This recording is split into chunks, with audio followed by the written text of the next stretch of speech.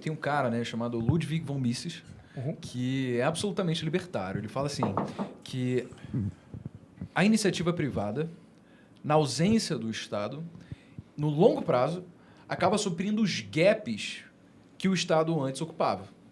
Então, por exemplo, até aquele lugar no interior do não sei onde que daria ROI negativo, numa tentativa de diferenciação competitiva, empresas, para prospectar clientes, falando o seguinte: olha, nós temos uma causa social, nós temos ONGs, nós ajudamos pessoas que não poderiam ser ajudadas. Sim. E a gente sabe que, putz, é um drive de valor. Eu tenho esse celular aqui da Apple, mano, que já estou 2 anos com ele. Por quê? Porque eu soube que quando eu fosse comprar, uma quantidade de dinheiro seria destinado para uma causa. Ou seja, eu teria não só dando dinheiro para a Apple, mas realmente impactando positivamente o mundo com alguma outra coisa. O ser humano é movido, como você bem deixou claro, por emoção. Então, às vezes a gente sente como se a gente quisesse fazer parte de uma causa maior, como se existisse alguma coisa pela qual a gente queira viver, como se as nossas ações fossem contribuir para algo que, caso a gente não tivesse feito aquilo, não teria contribuição, né? E aí, no caso de Mises, ele fala, não precisa de Estado, porque no longo prazo, né, esses gaps seriam automaticamente preenchidos pela iniciativa privada de boa vontade. Eu queria saber o que você acha sobre isso. Então, eu acho a ideia, a lógica da ideia, a ideia e a lógica da ideia, muito interessante. Agora, a realidade e a história comprovam exatamente o oposto. Vou citar aqui a história dos Estados Unidos, que poucos falam dessa... Eu até escrevi alguns artigos sobre isso. Do ponto de vista do Mises, eu entendo perfeitamente. Agora, a história dos Estados Unidos, considerando que foi um país... Tem outro país que é assim também, que é mais na linha libertária, que é a Suíça. Que é bom você darem uma olhada, saírem fora do contexto americano. E a Suíça é uma boa referência também. Que, aliás, eu acho mais democrática do que os Estados Unidos. Você tem mais liberdades na Suíça do que nos Estados Unidos. Mas, e enfim, a carga tributária é maior, inclusive, né? Se eu não me engano, na Suíça é uma parada... Depende. Não é? Depende. Não, Posso estar confundindo não, com depende. Noruega. Então... Não, eles têm referendo para tudo. Sei, né? Eles têm referendo para tudo. Você botou lá, tentou aumentar imposto, referendo. Criou um novo imposto, referendo. Quer fazer um imposto verde que vai ajudar todo mundo, referendo, e 90% vota não. Então, lá é maravilhoso desse ponto de vista. O suíço, para pagar alguma coisa, eles prezam pela poupança dele como guerreiro medieval, entendeu? A poupança deles é deles, não é do Estado. Então, lá eu acho que é um Estado mais próximo a essa realidade misiana aí do que os Estados Unidos. Entendi. Mas vamos usar o exemplo dos Estados Unidos, que nasceu com essa proposta e faliu. A verdade é essa. Os Estados Unidos hoje não é nada relativo ao que foi quando ele foi independente, quando ele foi constitucionalizado, com a Constituição que hoje rege os Estados Unidos. Logo depois que ele se tornou independente, logo depois ele se deparou com a seguinte realidade: eu ainda tenho que vender meus produtos para o mercado, certo? Ele tinha que exportar suas peles, seu algodão, ele tinha que exportar. Quem era o maior e único comprador? Era a própria Inglaterra. Então ele se viu numa situação que ele estava agora independente, mas tendo que fazer tem que fazer trocas com aquele de quem ele conclamou a independência. Outro ponto. A marinha inglesa era uma marinha profissional, estatal. Eles foram estatizando. Começou como uma marinha pirata, mercenária.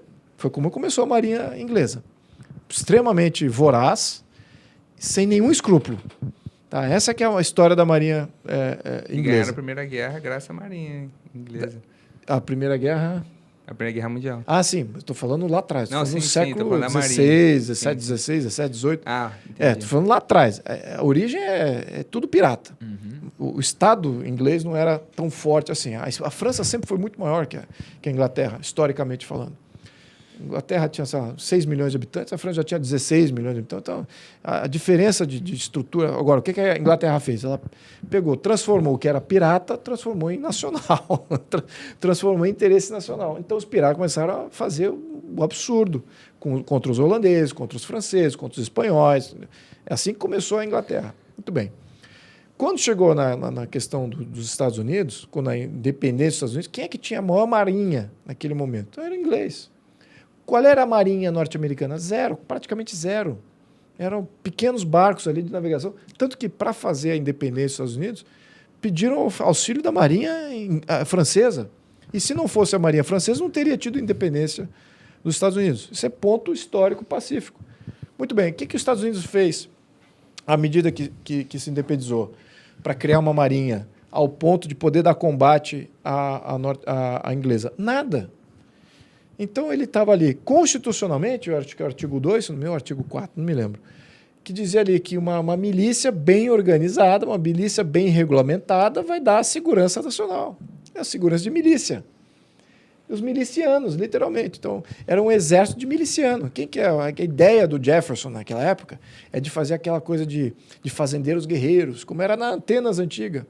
Atenas, aí diga-se de passagem, vamos fazer um contraste então. Atenas tinha 600 mil habitantes, não tinha exército profissional, era um exército democrático, eram os fazendeiros que se uniam em torno de um combate que estava ali se avisando, se vislumbrando, versus um exército espartano profissional de Estado, que era o seu primeiro filho ou segundo filho era do Estado, e ele ia ser um combatente do Estado. Esse era o modelo espartano. Esparta tinha 60 mil habitantes, versus 600 mil de Atenas. E Esparta dominou Atenas. Agora, de novo, vamos para frente da história. Estados Unidos, gigante de país, já nasceu maior até que a própria Inglaterra, completamente dominado pela Inglaterra. A Inglaterra com um país menor, com menos população, mas com uma marinha estatal, profissional, dominava completamente.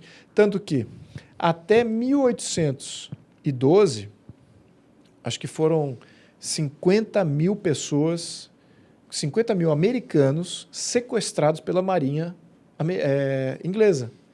Eles atracavam do lado, falavam assim, agora vocês estão todos ingleses.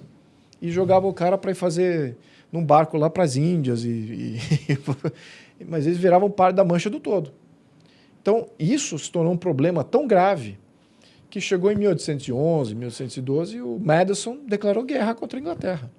Porque os barcos ingleses estavam navegando livremente pela costa americana, subindo o Mississippi, indo até o meio dos Estados Unidos. Mississippi sobe e vai até quase no Lago Michigan. Sobe lá para cima. E também vindo pelo St. Lawrence River, que é parte do Canadá, que era deles, entrando ali pelos lagos Erie, Lake Michigan. Então, tinha uma pinça ali, inglesa, toda em volta do território americano. E o americano não podia fazer nada do ponto de vista marinha. Eles precisavam de recursos federais, concentrar para fazer uma marinha profissional. Eles não tinham isso, mas eles tinham as milícias no território, em terra. Então, essa guerra foi o seguinte, do ponto de vista terrestre, os Estados Unidos ganhava, mas também não era bem organizado, porque não era... ainda era miliciano. Então, tem até passagens ridículas assim, da guerra, que você viu os ingleses lá com uma guarnição de 100 soldadinhos ingleses, tudo bem uniformizado, e aí 2.000 soldados norte-americanos vinham querer atacar a guarnição dos ingleses. Em pouco tempo, os 2.000 estavam rendidos pelos 100 soldadinhos ingleses. E aí os soldadinhos não tinha nem aonde guardar aprisionar os milicianos. Você fazia, volta para tuas casas, aí volta. Aí eles voltavam para as casas. Aí dava uma semana, eles voltavam a atacar e voltavam a ser presos. Então, essa guerra de 1802 nos Estados Unidos, ela é fundamental para vocês entenderem como o modelo inicial dos Estados Unidos falhou.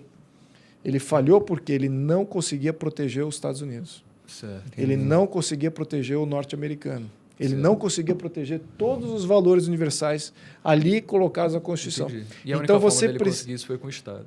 Foi criando começou, aí que tá. Começa sempre, a história bonita é a seguinte, precisamos de proteção. Começa sempre socializando a segurança. Socializou a segurança, aí vem. Mas também precisamos de saúde. Vamos lá. Socializa a saúde, socializa a educação, socializa a previdência, socializa...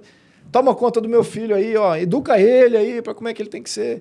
Aí você vai socializando, você cria um comportamento, entendeu? Mas nos Estados Unidos, como ele nasceu já bem enxuto, em termos constitucionais, demorou 200 anos. O Brasil já não nasceu assim. A Constituição de 88 já nasce dizendo que tem que fazer tudo. Não é só segurança, Entendi. é tudo. Inclusive,